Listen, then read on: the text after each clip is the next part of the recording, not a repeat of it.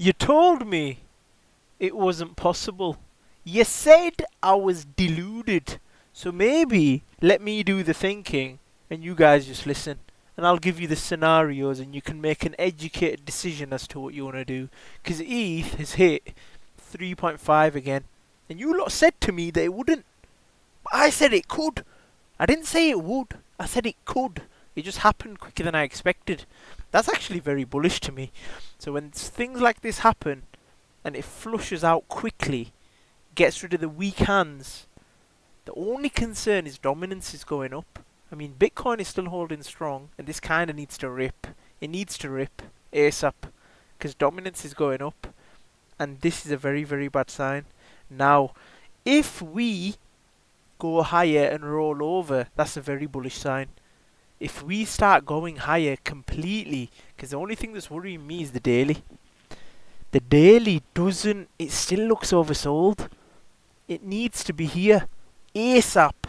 So if we can just say, nah, man, I think this may go higher. This is actually worrying because we're still in greed. Ooh, it might have faked us out for a nasty quarter three. Especially with the Bitcoin correction, it could be nasty. We need this to roll over. If this rolls over, we're good. But it looks like it wants to push higher. Ah, it's nasty. I don't even want to look at it. I was going to say this is the last dip, but is it the last dip? Or are we going to get a couple more final dips before we get rate cuts? Because it seems like they don't even want to do the rate cuts at the moment. Omikami is posting bullish content at the moment. Apparently Michael Saylor holds Casper. I don't know how much I believe that. But if you're bored, frustrated and ready to flip bearish, congrats. You were probably in wave 4. And if you look at Elliott theory, the wave count, wave 4 is the nastiest one. And it is going to be when you think it is over before we get wave 5, the most explosive. And Omikami's crazy, look. We know when it was posting, he's beginning to believe. Elon Musk said, why you dress like that, like what he's posting memes. Which would you choose, red pill or blue pill? Elon Musk said, take the red pill. Is this related or is this just speculation? Tesla obviously pumping and the target is 484. We are holding. Some of you guys might be, some of you guys might not be, but I think I'll exit around that point. Trenches were back for like a day. Pump Fund, being the dirty company that they are, shilling meme coins. And Omikami obviously saying you're going to get tired of winning. We're still waiting patiently. We're going to go from there. We're not in all season yet, but we definitely need to consolidate a little bit before we fly higher.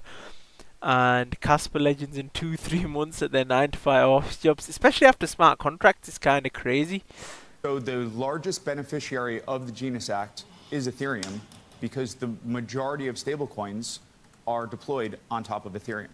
Ethereum is experiencing power law dynamics where 90% of tokenized assets and stablecoins are deployed on Ethereum, similar to the power law dynamics of Google, where 90% of searches happen with Google, and Yahoo gets a small percentage, or Bing gets 1%. What do you think the biggest risk is to this new business of yours and to Ethereum itself, which is to say, how much do you worry about some other coin or other kind of tokenization effort competing with Ethereum?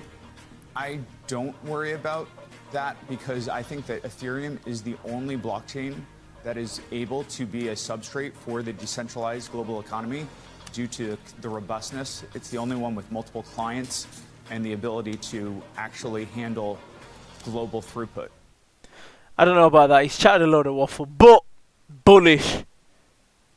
Similar to Bitcoin, I mean, the SEC has stated informally more than formally that Ether is not a security. And so, but obviously the ETH blockchain is very key component for a lot of other digital currencies. So, it's up to companies to decide where they want to put their money and what sort of strategy they have. Obviously, not for me to tell them, but I think it's encouraging that these sorts of digital assets are being embraced by the marketplace, and I think that provides a good future for development and further innovation in this sector. Bullish. Also, I'm just going to call everything bullish. He said it's not a security, but still, he was naming things which are a little bit more bullish for Ethereum. And like we said, bruh, 3535, and I think it hit 356 something, which is kind of mad how we got it spot on. And this wave happened very quickly. It may even go a little bit further down, or that could be the flush out for us to go higher. Because I think certain people's targets are like 5k.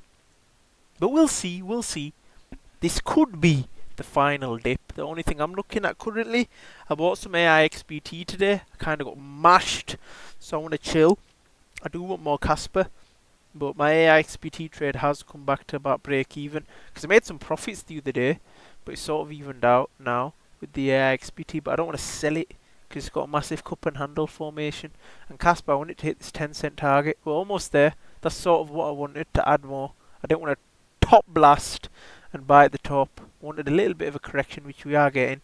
It does want to go a bit further, I think, on the 4 hourly. We shall see. But what on the daily?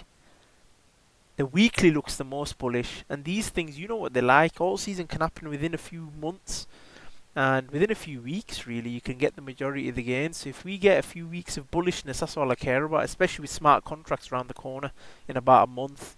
We shall see. They won't have posted smart contracts for the 31st of August for no reason. They haven't delayed it for no reason. They must know something with rate cuts or something, man. Come on. The last dip.